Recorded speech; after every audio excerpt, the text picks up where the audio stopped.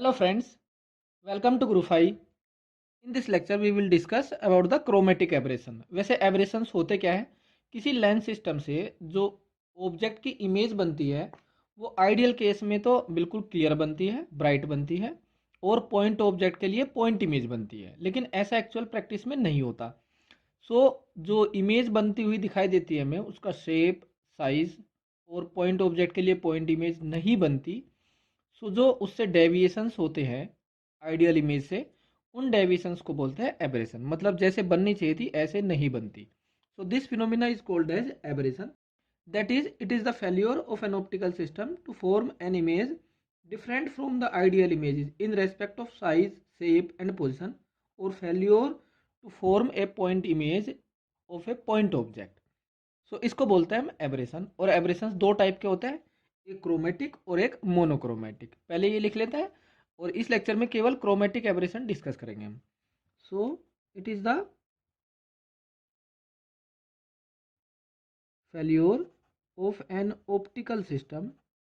एक लेंस भी हो सकता है, थिक लेंसेज भी हो सकते हैं, और इस system of lenses, optical system to form an image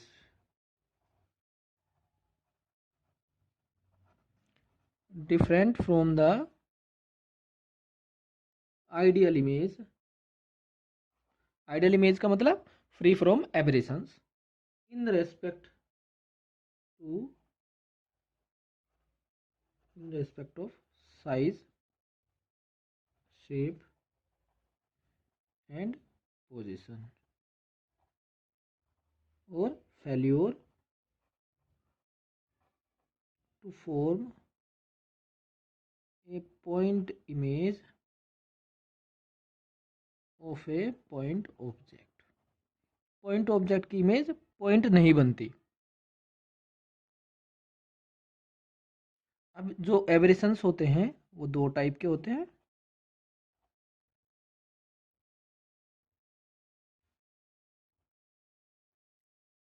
एक होते हैं क्रोमेटिक एबरेशंस और दूसरे होते हैं monochromatic aberrations.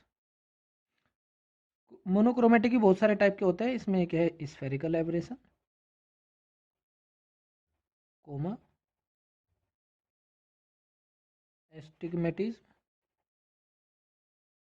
Curvature of field,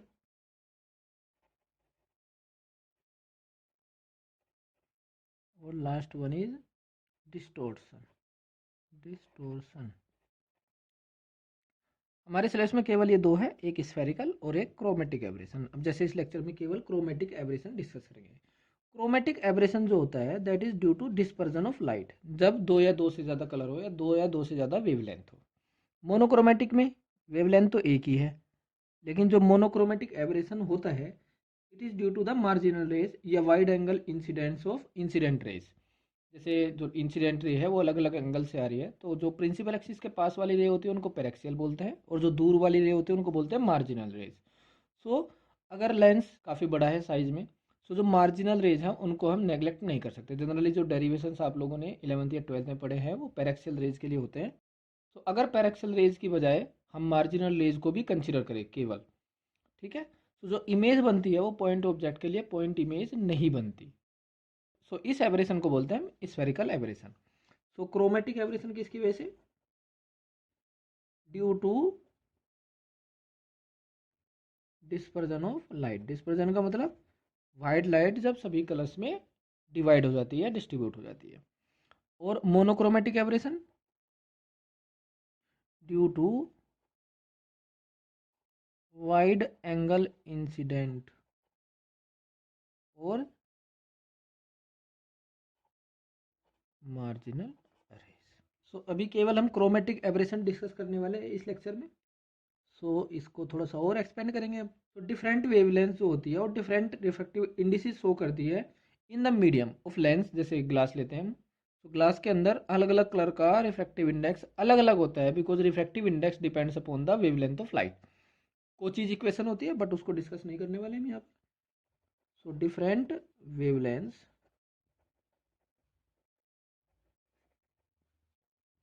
have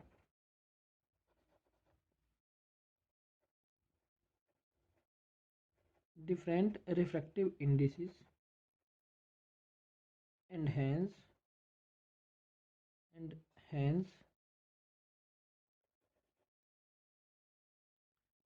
different focal lengths।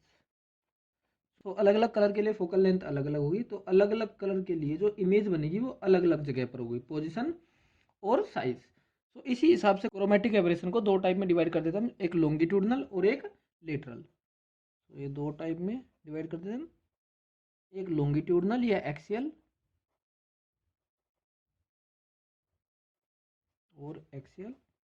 और सेकंड वन है लेटरल। ये प्रिंसिपल एक्सिस के अलोंग, मतलब एक्सिस के अलोंग, और ये प्रिंसिपल एक्सिस के या एक्सिस के परपेंडिकुलर। तो इन दोनों को आप डायग्राम में अच्छी तरह से समझ पाएंगे। डायग्राम बना के दिखाते हैं आप लोगों को। तो सपोज एक लेंस ले लेते हैं हम, ये कॉन्वेक्स लेंस,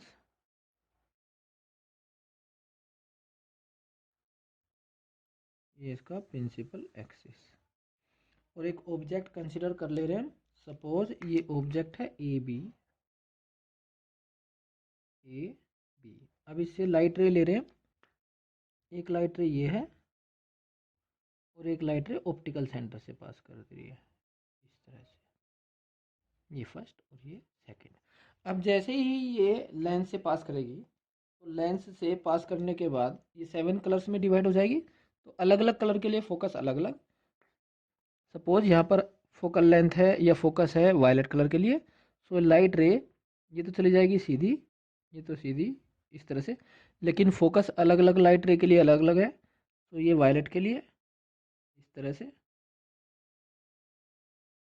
ये वायलेट कलर का इमेज पॉइंट बी डैश, तो इमेज यहाँ पर बनेगी, और ये है focus of violet colour. Similarly अगर रेड कलर के लिए चेक करते हैं, रेड कलर के लिए फोकल लेंथ ज़्यादा होती है, इसको बाद में देखेंगे, हम डिस्कस बाद में करेंगे।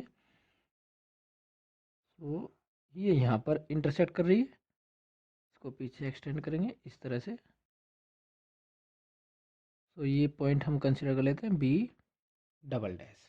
सो ये इमेज बनेगी रेड कलर के लिए। सपोज ये है A dash B dash, B dash, और ये है A double dash B double dash, B double dash. So ये वायलेट कलर के लिए या वायलेट इमेज, और ये रेड इमेज, ये एफ वी, और ये जो पॉइंट है ये है एफ आर। तो जो दो इमेज बन रही है ये, इन दोनों के बीच का जो गैप है एक्सिस के अलोंग, उसको बोलेंगे हम लॉन्गिट्यूडनल या axial aberration, longitudinal chromatic aberration.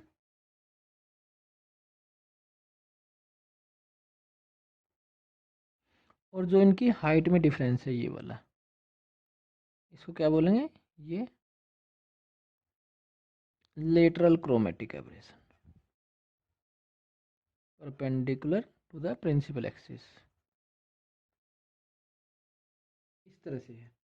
तो होप ये आप लोगों को क्लियर हो गया होगा। एक एक लाइन लिख लेते हैं इसमें।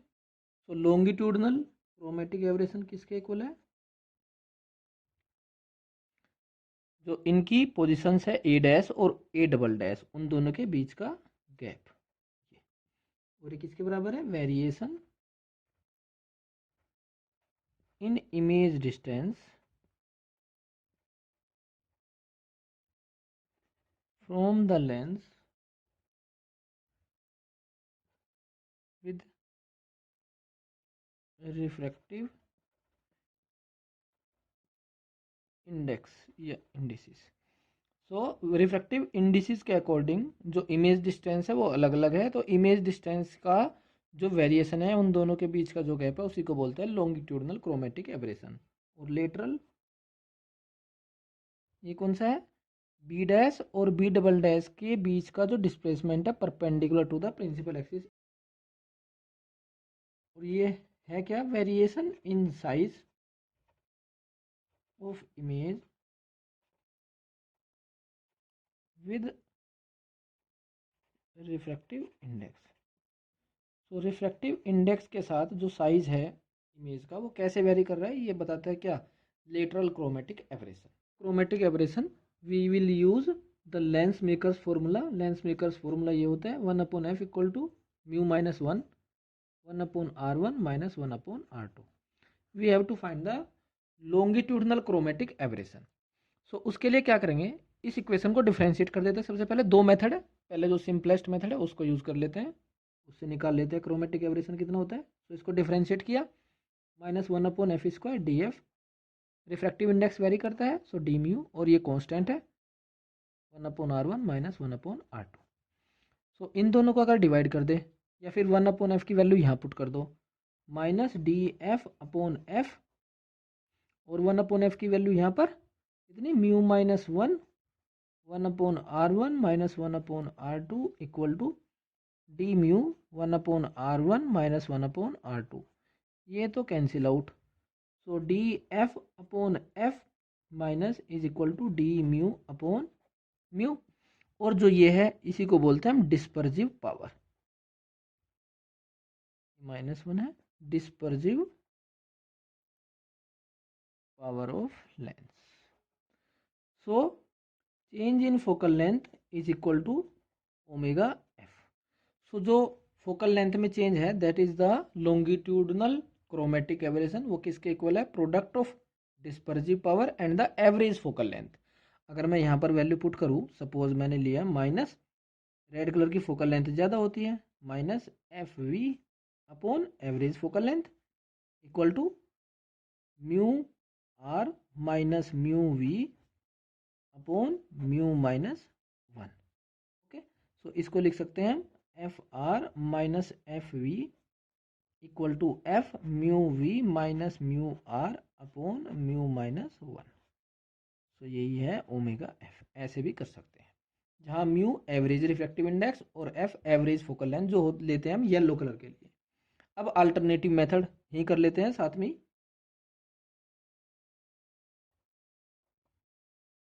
अल्टरनेटिव मेथड, सो 1/f(r) रेड कलर के लिए, mu R minus 1/r1 minus 1/r2, और वायलेट कलर के लिए mu V minus 1/r1 minus 1/r2। इन दोनों इक्वेशंस को एक दूसरे से सब्ट्रैक्ट कर देते हैं, तो 1/f(v) माइनस 1/f(r), तो ये आ जाएगी value mu V minus mu R, ये तो कॉमन आ जाएगा 1/r1 माइनस 1/r2, और यहाँ से F R minus F V upon F V F R equal to mu V minus mu R, और 1/r1 माइनस 1/r2। ओके, अब average focal length के लिए येलो कलर, जैसे येलो कलर की focal length average होती है और refractive index भी लगभग average. So 1/f(y) equal to mu Y minus 1/r1 minus 1/r2, और एवरेज फोकल लेंथ नियरली किसके equal, F R F we का ज्योमेट्रिक मीन। तो यहाँ पर वैल्यू पुट करेंगे, सो एफ वाई स्क्वायर किसके equal, F R F V के equal.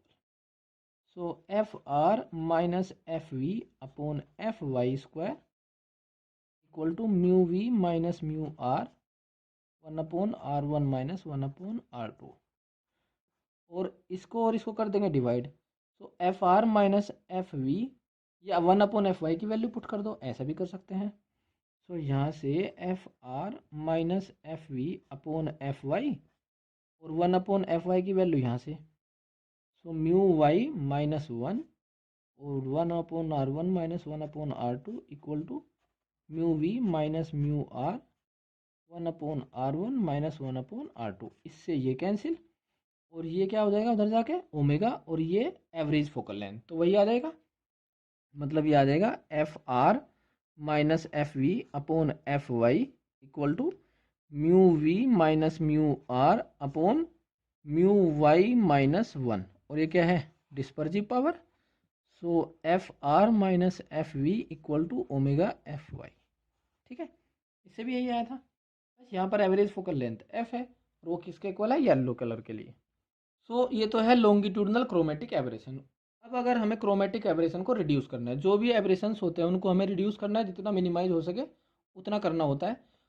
Completely हम एलिमिनेट नहीं कर सकते एब्रेशंस को, लेकिन हम मिनिमाइज कर सकते हैं by taking particular conditions. Now we will discuss the conditions to reduce the chromatic aberration, that is called as achromatism. So it is defined as the condition to eliminate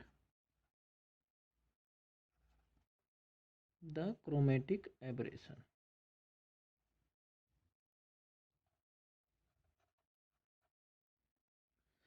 इसके लिए suppose दो lenses हम ले रहे हैं, suppose convex lenses लिए हैं और इन दोनों कुछ सेपरेशन पर हमने रख दिया। सपोज एक की फोकल लेंथ f1 है, दूसरे की फोकल लेंथ है f2 और इन दोनों के बीच की डिस्टेंस सपोज t। सो हमें डिस्टेंस t निकालनी है कि इन दोनों लेंस को कितने सेपरेशन पर रखे जिससे क्रोमेटिक एब्रेशन एलिमिनेट हो जाए। जो इक्वलेंट फोकल लेंथ होगी कॉम्बिनेशन की इन दोनों लेंस की 1/f1 + 1/f2 माइनस t/f1/f2। हमें क्या करना है क्रोमेटिक एब्रेशन के लिए, जो रिफ्रैक्टिव इंडेक्स है अगर वो वेरी हो रहा है तो ये जो फोकल लेंथ है कंबाइंड फोकल लेंथ वो चेंज नहीं होनी चाहिए। इसको डिफ्रेंशिएट कर देंगे। माइनस ये कांस्टेंट है तो या पहले डिफ्रेंशिएट करके लिख लेते हैं। ये हो जाएगा -1/f1² df1 minus df2/f2² minus t 1/f1 का माइनस df1/f1² और into f2 minus df2/f2² f1। This is the differentiation. और to reduce the chromatic aberration df equal to कितना होना चाहिए 0। 0 equal to minus df1/f1² minus df2/f2², ये plus t और इसमें से f1 f2 कॉमन ले लो। यहाँ से आ जाएगा df1/f1 प्लस df2/f2। अब हमने डिस्कस किया है कि जो क्रोमेटिक एब्रेशन है लॉन्गिट्यूडनल वो किसके इक्वल है, ओमेगा एफ के इक्वल। तो df1 ω1 f1 and df2 ω2 f2। Value put करो यहाँ पर 0 equal to minus ω1 f1/f1² minus ω2 f2/f2² plus t/f1/f2 और ये ω1 f1/f1 प्लस ω2 f2/f2। इससे ये कैंसिल, इससे ये कैंसिल, इससे ये कैंसिल, इससे ये। तो 0 इक्वल टू यहाँ पर बचेगा -ω1/f1 minus ω2/f2 plus t/f1/f2 और ये ω1 प्लस ω2। तो यहाँ से जो t आएगी ये जो इनके बीच की डिस्टेंस है, गैप है, वो किसके इक्वल आ जाएगा, ω1/f1 plus ω2/f2 upon ω1 plus ω2/f1/f2। f1 f2 की ऊपर नीचे मल्टीप्लाई कर दो नोमिनेटर और डिनोमिनेटर में। तो t comes out to be ω1 f2 plus ω2/f1 upon ω1 plus ω2। This is the condition to reduce the chromatic aberration in a combination of two lenses placed at this separation. अब इसमें कुछ conditions discuss करेंगे हम। सबसे पहले formula लिख लेते हैं दोबारा से। t equal to ω1 f2 plus ω2 f1 upon ω1 plus ω2। अब पहली कंडीशन, अगर दोनों लेंस सेम मटेरियल के हैं, ω1 और ω2 या डिस्पर्सिव पावर उन दोनों की क्या होगी, same. If two lenses are of same materials then ω1 equal to ω2। यहाँ से जो इनके बीच का सेपरेशन आएगा that comes out to be f2 plus f1 upon 2 या f1 प्लस f2/2। जो दो लेंसेज है उनकी जो फोकल लेंथ है उन फोकल लेंथ का जो एवरेज है या सम का हाफ, अगर दोनों लेंस के बीच का सेपरेशन इतना कर दे तो क्रोमेटिक एब्रेशन रिड्यूस हो जाता है। और इसी कंडीशन को हम यूज करते हैं हाइगेंस आईपीस में, used in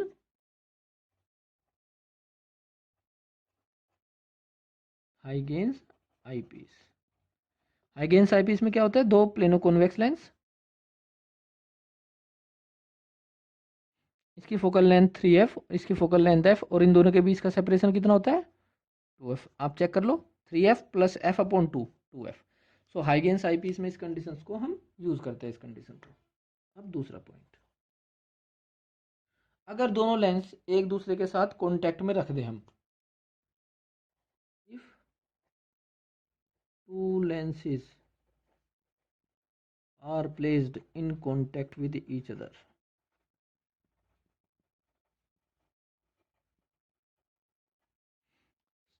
that is t equal to 0। तो वैल्यू देखो यहाँ पर क्या हो जाएगी, omega 1 f2 upon plus omega 2 f1 upon omega 1 plus omega 2।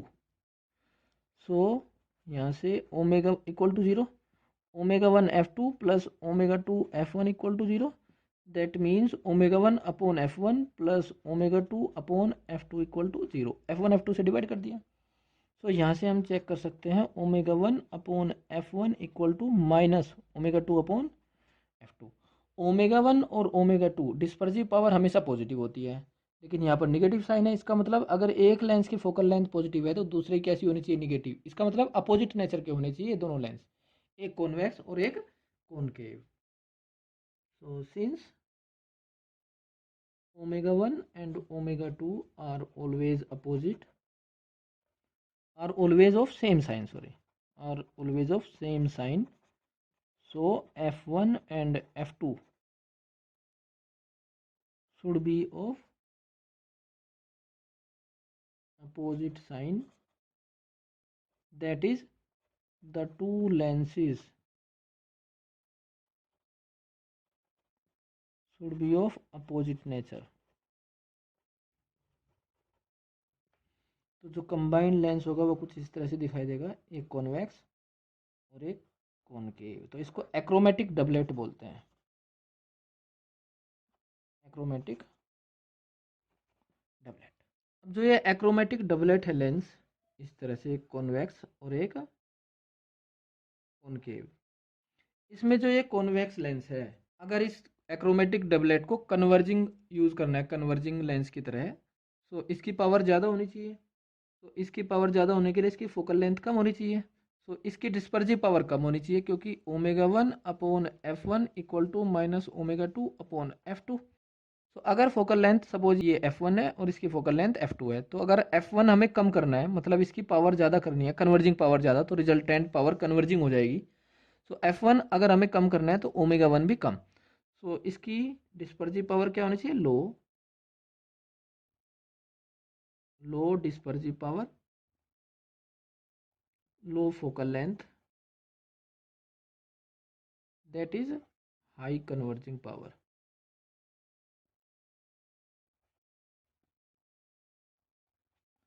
और ये वाला हाई डिस्पर्जिव पावर,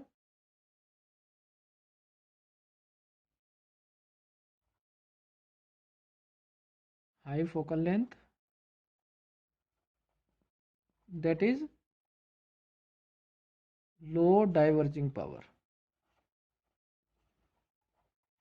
हमें बनाना क्या है क्रोमेटिक डबलेट को, converging, to make an achromatic doublet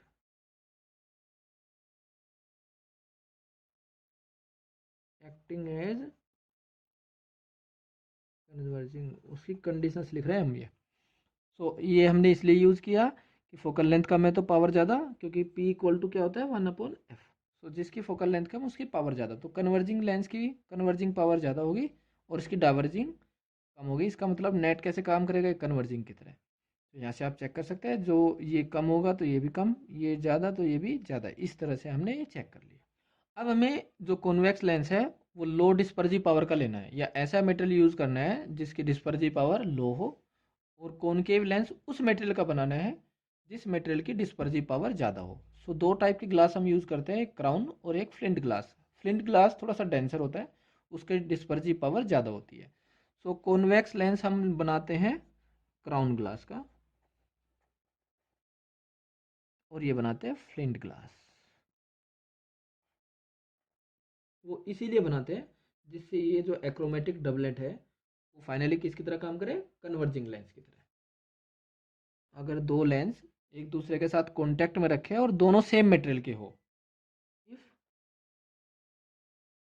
the two lenses placed in contact are of same material, then एक तो T0 है और एक ω1 इक्वल टू ω2। तो चेक करो जरा वैल्यू क्या आ जाएगी।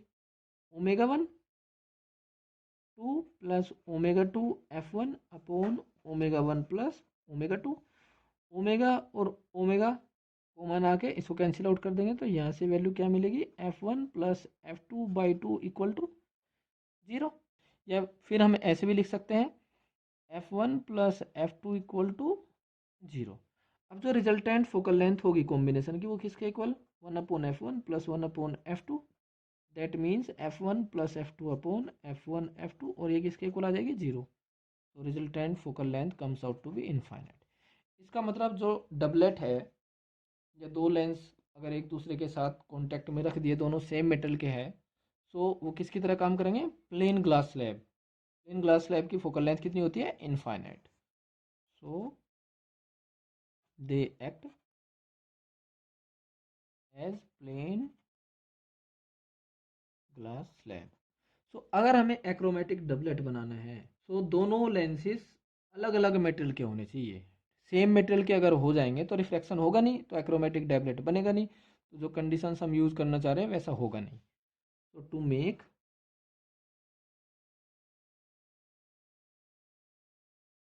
achromatic doublet, the two lenses should be of different materials। दोनों अलग अलग मेटल के होने चाहिए। सेम मेटल के तो प्लेन ग्लास स्लैब, रिफ्लेक्शन ही नहीं होगा। Now consider a numerical problem based on achromatic doublet. Two glasses are having dispersive powers in the ratio 2/3. These are to be used in making an achromatic objective of focal length 20 cm. That means combined focal length 20 cm given है। What are the focal lengths of the two lenses? So दो lens है जिनकी focal length F1 और F2, तो resultant focal length उन दोनों given है 20 centimetre. Plus इसका मतलब जो इक्वलेंट लेंस है वो किसकी तरह काम कर रहा है, कन्वर्जिंग की तरह। और ω1/ω2 इक्वल टू 2/3। पहले लेंस की डिस्पर्जिव पावर कम है, तो डिस्पर्जिव पावर कम है इसका मतलब फोकल लेंथ कम, इसका मतलब उसकी कन्वर्जिंग एबिलिटी ज़्यादा, इसीलिए जो इक्वलेंट फोकल लेंथ है वो पॉजिटिव है। Okay, so 1/f is equal to, हमें पता है 1/f1 प्लस 1/f2 और -0, बिकॉज दोनों एक दूसरे से कॉन्टैक्ट में रखे एक दूसरे के साथ। So 1/20 is equal to 1/f1 plus 1/f2। एक इक्वेशन तो ये है। और यहाँ से हमें पता है for achromatic doublet ω1/f1 plus ω2/f2 is equal to 0। That means ω1/ω2 equal to -f1/f2 और ये है 2/3। सो यहाँ से f2 comes out to be -3f1/2। So value put कर दो 1/20 इक्वल टू 1/f1 और f2 है -2/3f1। 1 - 2/3 so 1/3f1। So f1 comes out to be 20/3 centimeter and f2 is equal to -3/2 into 20/3 -10 centimetre. सो इस तरह से हम कैलकुलेट कर लेते हैं दोनों लेंसेज की focal length to make a achromatic doublet. Achromatic doublet बनाने के लिए दोनों लेंस कॉन्टैक्ट में और एक दूसरे की जो फोकल लेंथ है वो अपोजिट है, एक की पॉजिटिव दूसरे की निगेटिव। अगर कन्वर्जिंग बनाना है तो जो कन्वर्जिंग है उसकी फोकल लेंथ कम होनी चाहिए। देखो यहाँ पर 6.67, तो इसकी फोकल लेंथ कम है पॉजिटिव, तो इसकी पावर ज़्यादा होगी कन्वर्जिंग पावर, क्योंकि पावर होती है 1/4 फोकल लेंथ। इस तरह से हम कर लेते हैं। Now in the next lecture we will discuss about the next aberration, that is spherical aberration which is monochromatic type.